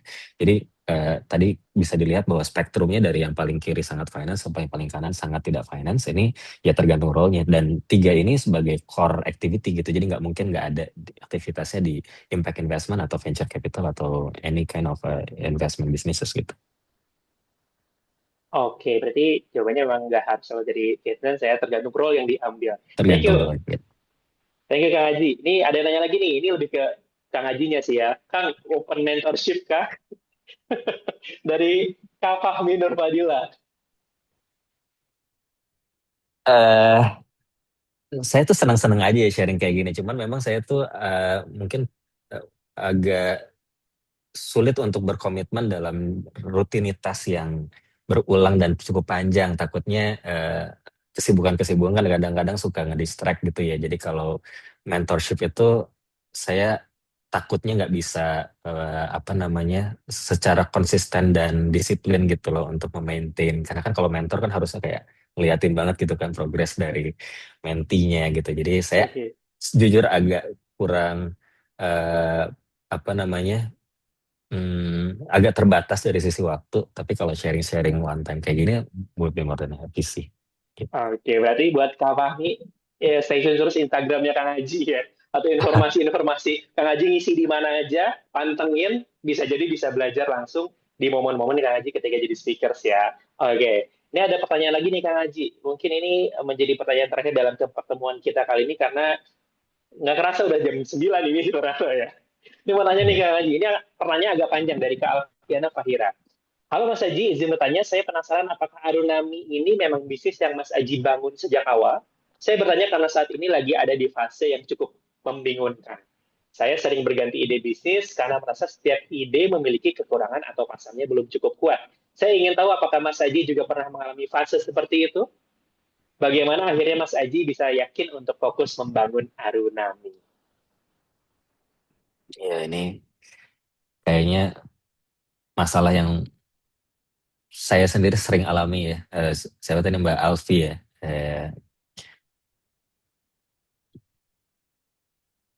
Hmm, Mungkin saya jawab yang spesifik dulu, yang teknikal ya. Apakah bisnis yang saya bangun sejak awal? Jawabannya enggak, karena saya bisnis entrepreneurship journey saya tuh ya kalau dihitung dari awal banget jualan nasi goreng di sekolah SMP nggak dimasukin, SMA nggak dimasukin ya, itu kayaknya main-main aja ya. Tapi kalau misalnya kayak serius bikin perusahaan gitu kan sejak eh, hampir lulus sih waktu itu tingkat 4. Dan sampai hari ini tuh udah mungkin puluhan bisnis yang pernah saya bangun, mungkin 70-80%-nya udah nggak ada gitu. Jadi kalau ditanya apakah ini yang dari awal, jawabannya enggak. Arunami baru 2 tahun terakhir, dan perjalanan entrepreneurship-nya udah hampir 15 tahun gitu ya. Jadi kayak jawabannya enggak. Nah cuman apakah tadi kekhawatiran yang dirasakan itu saya selalu rasakan even di hari ini gitu ya, dengan Arunami itu yang bertumbuh, ya masih akan terus ada pertanyaan tentang apakah ini scalable enough dan cukup worth it untuk kita perjuangkan dalam jangka yang cukup panjang gitu. Jawaban saya mungkin tidak memuaskan Mbak Alfi ya, tapi uh, uh, yang saya rasakan adalah semakin kita deep dive, keraguan itu nggak berkurang gitu. Jadi dia akan terus ini gitu, terus membuat kita bertanya-tanya apakah step ini tuh akan ada step-step berikutnya lagi gitu. Walaupun kita tahu bahwa ini adalah beberapa step dibandingkan beberapa waktu yang lalu gitu. Jadi kayak akan terus ada pertanyaan seperti itu sih. Jadi menurut saya dan kalau kita ngelihat best practice-nya, banyak bisnis yang semakin besar dia jadi punya gurita bisnis. Ini kita bicara agak lebih ke strategi gitu ya. Pada akhirnya memang semakin besar bisnisnya, dia akan didorong untuk melakukan diversifikasi dari sisi bisnisnya itu sendiri. Dan yang penting memang kalau yang saya coba pelajari adalah fokus di satu stream bisnis akan membuat kita mengurangi resiko. Jadi instead of sebaliknya gitu. Jadi kayak kita kayaknya mendingan ngerjain 3 bisnis nih, biar kalau misalnya satu gagal 2-nya masih ada gitu, atau 2 gagal 1 masih ada. Ternyata nggak kayak gitu sih. Justru dengan membuat multiple bisnis dalam satu waktu, itu membuat resiko di masing-masing 3-tiganya itu sangat besar gitu. Jadi kalau memang sifatnya kita ngerasa bahwa ini masih inisiasi awal, saya sangat rekomen untuk fully fokus ke sana, put some milestone, target tertentu, dan apa sih istilahnya ya, kalau ini keraslah kepada diri sendiri untuk bilang kita go atau no go gitu pada saat checkpoint itu sudah terjadi gitu. Jadi kalau misalnya itu saya akan cobain bisnis ini 6 bulan ke depan, full fokus di sini dan harus mencapai ini gitu. Nah nanti kalau misalnya udah ketemu ternyata mencapai, maka bagus. Kalau misalnya nggak mencapai, kita harus sangat ibaratnya trust ke diri kita apakah kita mau pivot atau enggak, atau kita mau lanjutin lagi dengan milestone yang baru sampai akhirnya kita ngerasa ini sudah cukup stabil. Gitu sih intinya, kalau kita diversified dalam satu waktu bukan malah mengurangi resiko, dia malah meningkatkan resiko. Mungkin itu yang perlu dipertimbangkan sama Mbak Alfi. Oke, berarti membaca manajemen risikonya jadi salah satu bacaan untuk Kak Alfi ketika sedang berada di persimpangan jalan, apakah meneruskan ataukah cukup sampai di sini, itu jadi kompasnya ya buat Kak Alfi dari jawaban Kang Haji. Terima kasih Kang Haji. Luar biasa sekali rekan-rekan Insight Seeker di kesempatan Impact Talks pada kesempatan malam hari ini. Begitu banyak insight dan tentunya ini melimpah ruah sekali inspirasinya. Kita bertemu dengan ekosistem finance yang luar biasa, yang ternyata bisa mendukung pergerakan-pergerakan sosial entrepreneur di dalam setiap kegiatan-kegiatannya, sampai kemudian kita mendapatkan begitu banyak personal insight dari Kang Haji ketika menghadapi persimpangan-persimpangan kehidupan. Jadi buat teman-teman semua, insight-nya dicatat banyak-banyak, karena malam hari ini seperti all you can eat. Kenapa? Isinya daging semua. Gitu ya. Jadi dari obrolan kita yang mungkin hangat dan nggak kerasa udah jam 9:10, mohon izin Kang Haji, apakah boleh memberikan kita closing statement sebagai penutup dari perbincangan hangat di Inspiring Talks, di Impact Talks pada kesempatan kali ini?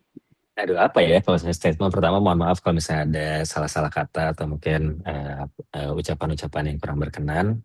Saya sangat sangat appreciate gitu buat teman-teman yang hadir even di acara ini gitu ya, karena acara ini sendiri dari judulnya itu sudah memfilter gitu ya, kira-kira siapa sih yang memang tertarik gitu untuk belajar lebih banyak, dan semua ide-ide teman-teman semua, inisiatif-inisiatif baiknya, semoga diberikan kelancaran, kekuatan untuk bisa memberikan lebih banyak dampak, dan semoga juga bisa terrealisasi gitu. Itu aja sih closing statement-nya. Oke, ini sudah. Baik, terima kasih Kak Haji untuk closing statement-nya. Pesan kuat untuk kita semua, bagaimana kita memulai setiap sesuatu perlu memiliki why yang kuat agar menemukan purpose dalam perjalanannya. Kita hari ini bertemu dengan Arunami Investment yang dipunggawai oleh Kang Haji sebagai proses transformasi SDF, Syamsi 2 Foundation, menuju social enterprise, yang kemudian memberikan pesan pada kita semua bahwasannya setiap kontribusi sosial ternyata kita bisa menemukan ekosistemnya untuk kemudian kita bisa bergabung dan mengakselerasi setiap pergerakan kita. Dan tentu kelola ekspektasi social pressure buat teman-teman semua agar tidak mudah terbawa arus, dan tetap teman-teman semua stay fokus sama pengembangan diri sendiri. Itu merupakan keynote insight yang didapatkan dalam kesempatan Impact Talk sesi ketiga kali ini untuk teman-teman semua.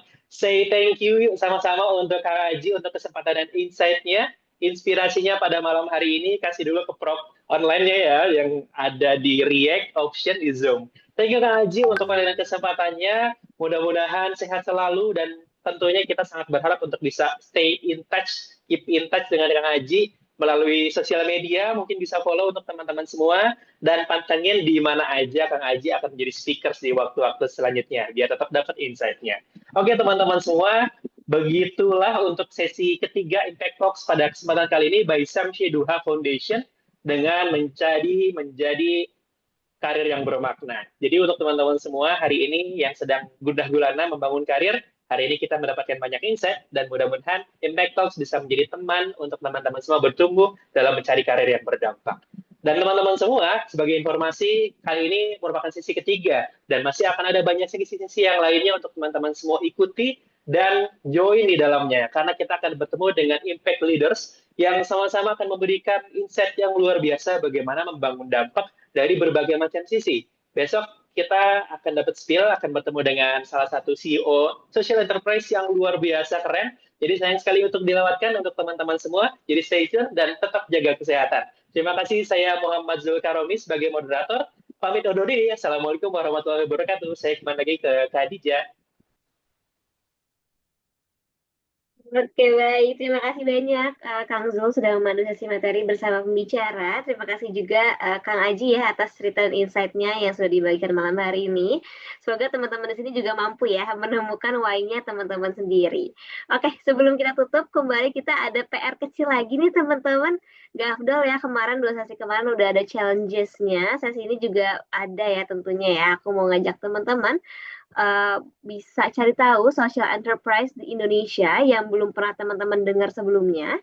Bisa dari Instagram, artikel, atau dari media-media lainnya ya teman-teman ya. Kemudian bisa teman-teman ceritakan ya ke grup peserta. Nggak harus panjang ataupun yang gimana-gimana ya, nggak harus yang seperfect apapun juga. Yang pastinya akan kita tunggu di grup nanti ya.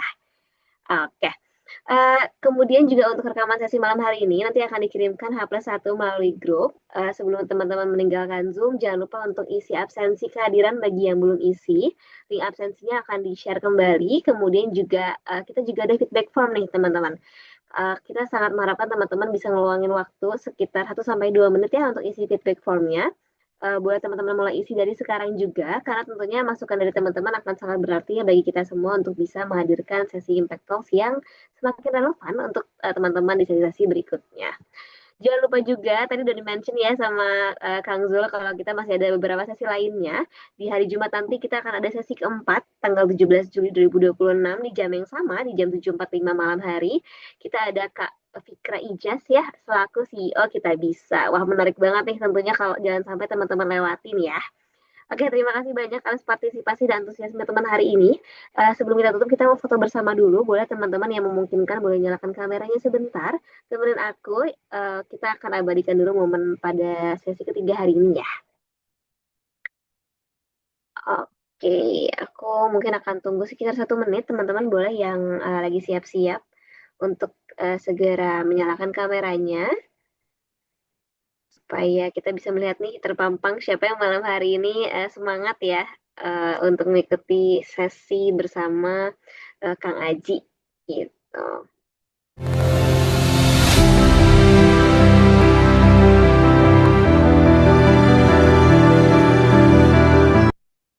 Ada virtual background-nya bagi teman-teman yang belum pakai, boleh pakai juga. Kalau misalkan memang berhalangan, mungkin seperti Kak Ahmad nih kayaknya ternyata tembus pandang ya. Ini kalau misalkan memang kesulitan untuk menggunakan virtual background-nya, dinonaktifin dulu juga nggak apa-apa, biar kita bisa tetap lihat mukanya. Tapi kalau misalkan ternyata virtual background-nya masih bisa digunakan, boleh diaktifin dulu aja. Oke. Kayaknya belum ramai nih yang ikut berfoto ya teman-teman, yang masih bisa nyalain kameranya. Oke, mantap. Ini udah ada Kak Syam, Kak Bertrand. Oke, terima kasih. Sudah mulai menyalakan kameranya. Kak Syam juga udah mulai bergaya tadi begini ya, Kak ya. Oke, ayo teman-teman yang belum.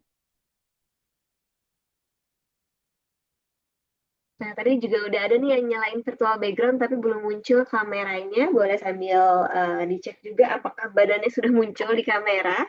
Kalau gitu dalam hitungan 10 aku mulai dokumentasi ya supaya kita bisa segera istirahat juga karena teman-teman juga pasti habis ada kesibukan ya dari pagi hingga petang.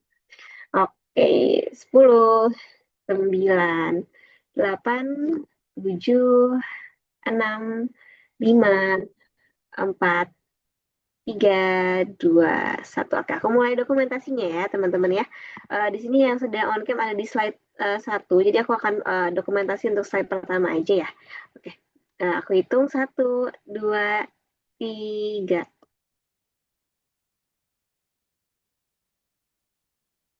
Oke, boleh mungkin satu kali lagi ya, teman-teman. Boleh lebih meriah lagi, gaya bebas gitu ya, boleh. Kayak tadi mungkin Kak Syam juga udah sempat kayak gini, boleh kayak gini lagi Kak Syam? Oke. 1, 2, 3. Oke, sebentar sedang sedikit loading dokumentasinya. Oke, kalau begitu sudah. Baik teman-teman, terima kasih banyak. Aku mewakili seluruh tim Shamsi Duha Foundation menyampaikan terima kasih yang sebesar-besarnya ya untuk teman-teman semua yang sudah hadir dan ikut sesi ketiga ya Impact Talks pada malam hari ini. Terima kasih juga untuk Kang Aji atas cerita dan insight yang sangat bermakna ya malam hari ini, sangat daging ya kalau tadi Kang Zul bilang ya. Terima kasih juga untuk Kang Zul sebagai moderator dan juga seluruh tim yang sudah membantu berjalannya acara. Kami juga mohon maaf apabila selama sesi berlangsung masih ada hal-hal yang kurang berkenan, baik dari sisi teknis penyampaian maupun alur acara. Semoga sesi malam hari ini tidak berhenti sebagai obrolan di Zoom saja, tapi juga bisa jadi pemantik ya bagi teman-teman untuk bisa mulai melangkah dan juga merealisasikan ide dan mimpi teman-teman. Aku Dija, pamit undur diri. Selamat malam teman-teman. Sampai bertemu di sesi Impact Talks berikutnya. Teman-teman boleh diisi dulu feedbacknya sebelum link Zoom ya. Kita akan tunggu dulu biar teman-teman bisa isi feedback. Terima kasih.